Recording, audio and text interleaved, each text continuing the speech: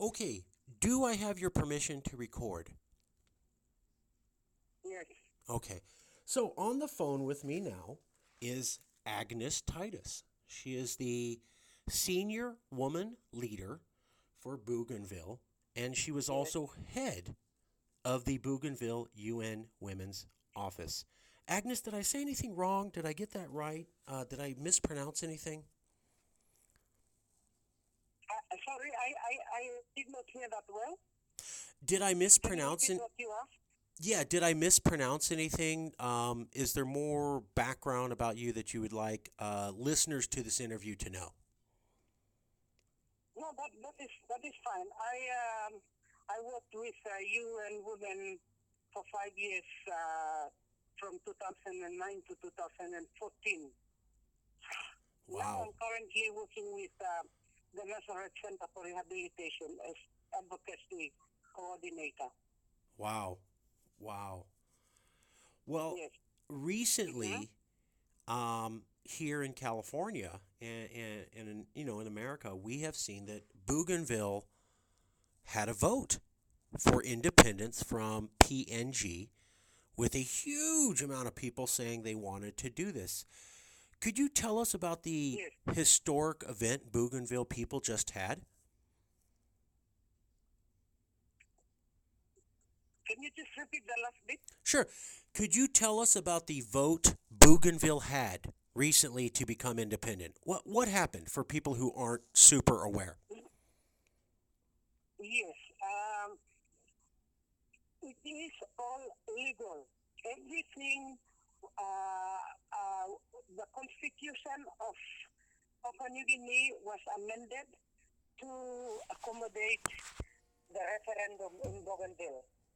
So when the referendum took place, everybody in Bougainville and also outside of Bougainville went to the election to elect one of two options. The, the two options were one, greater autonomy, two, independence. And the majority of the people elected independence. Now, we understand we are going to go through a process of negotiation, of consultation between the Bougainville government and the national government of Papua New Guinea. So we understand that it is going to be a process. At the end of the day, we will gain our political independence fully from the government of Papua New Guinea when they will ratify that independence that was voted on during the referendum. Right now, people are willing to negotiate with the national government of Papua New Guinea, but as you can appreciate, government processes take a long while also. Um, in Bougainville, there is this year in 2020, there is an election that will happen during March to June. And so the people are also starting to look at the kind of candidates who are going to run for this election because they are the people that will continue with the negotiations with the national government of Papua New Guinea. Did you get that clearly? Oh, yeah. So you had a vote to become a nation, and now you're going to elect your representatives to represent you in negotiations Yes, with the Papua New Guinea. yes, yes, because they said that the result of the referendum is non-binding, meaning that we are going to have to lobby strongly with the national government of Papua New Guinea to grant us so that they ratify the outcome result of that referendum. They could say no, but we want them to say yes. And already we have heard from the Prime Minister of Papua New Guinea that he is very, very willing to listen to the people of Bougainville. Why? Because we have done all these processes legally. A constitution was amended. The people prepared themselves to go through the vote, the referendum vote. The results have come out. We had a Bougainville referendum commission that whose job it was to conduct the referendum, and they did a wonderful job. And they announced the results to the two governments, the government of Bougainville, of the autonomous region of Bougainville, and to the government of the national Papua New Guinea government. And so they have completed their process. Now, the next step is for Bougainville to consult and negotiate with the national government of Papua New Guinea. Why do you believe that Papua New Guinea will recognize Bougainville and let it have independence? Why do you think that's going to be a yes, in your professional opinion?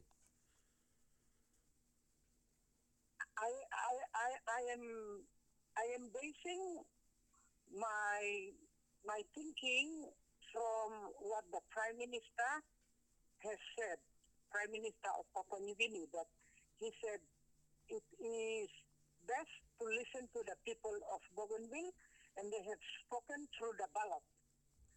I believe that. At the same time, we Bougainvillians know that it is very difficult for Papua New Guineans to let go of us.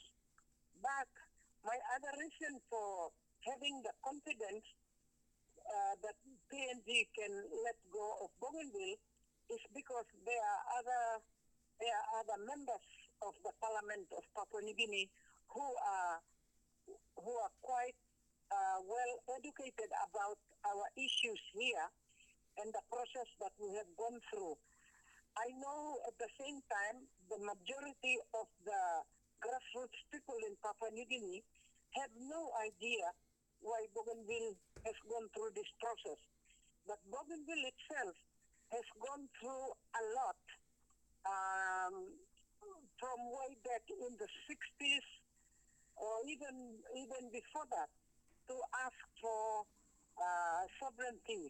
We have got a history of where our people have asked that we become an independent country. One, we are physically different from the rest of Papua New Guinea. Secondly, we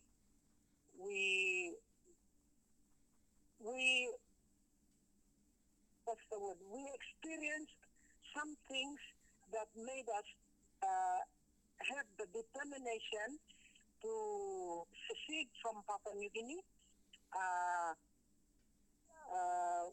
I remember that very time when two of our doctors were killed in cold blood up in the highlands part of Papua New Guinea. That really got the people of Bougainville to ask for secession.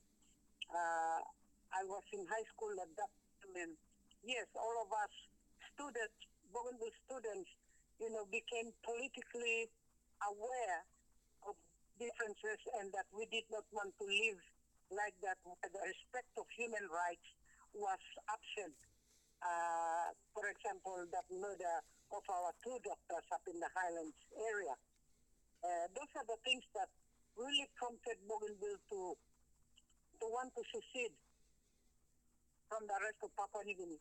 But of course, at the same time, we have a lot of intermarriages, a lot of connections with other Papua New Guineans from other provinces in Papua New Guinea.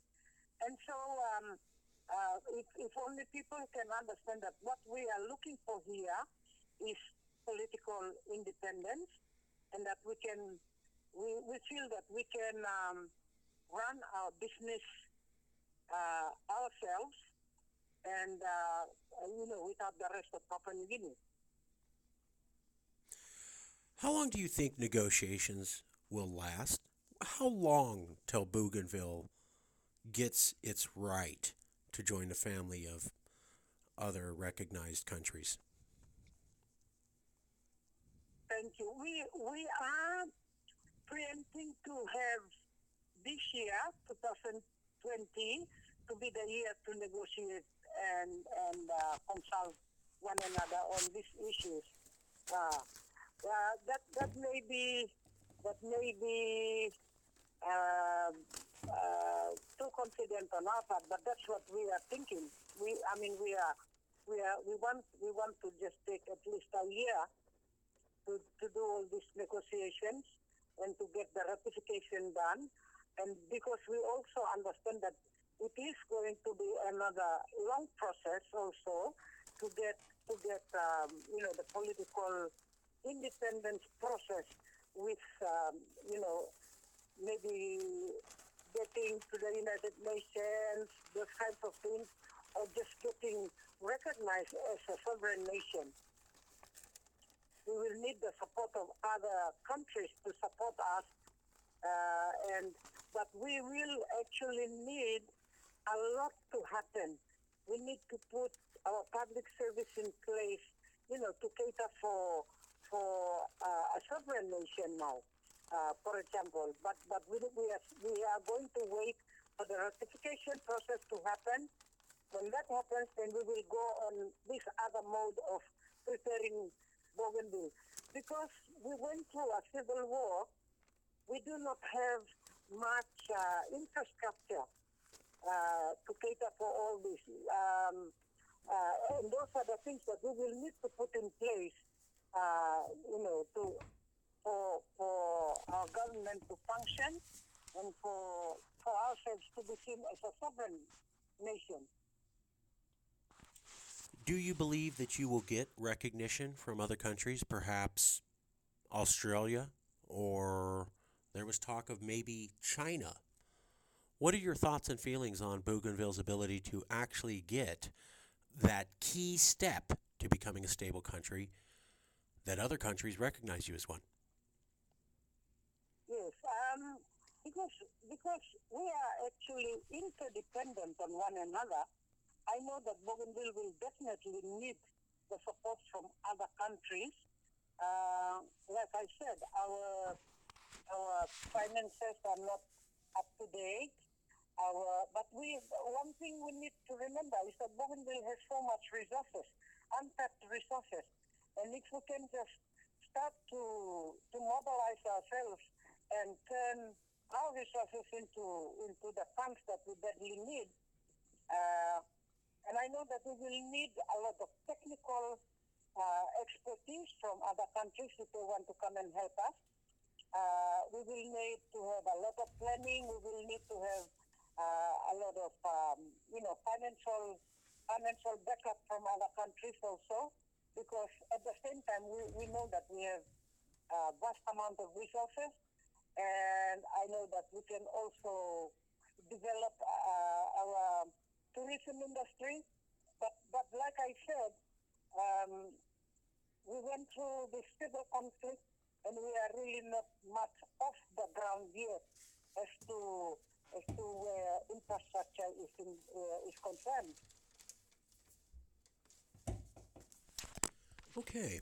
Um, what is the number one thing that you would like people not from Bougainville to know about what's going on there? You have a minute. Picture a hotel room. You and I step into the elevator together. You got me for 3 minutes. What is it you want to leave me with where I can't stop thinking about your struggle? Well, if I know that there are many people and many countries of goodwill.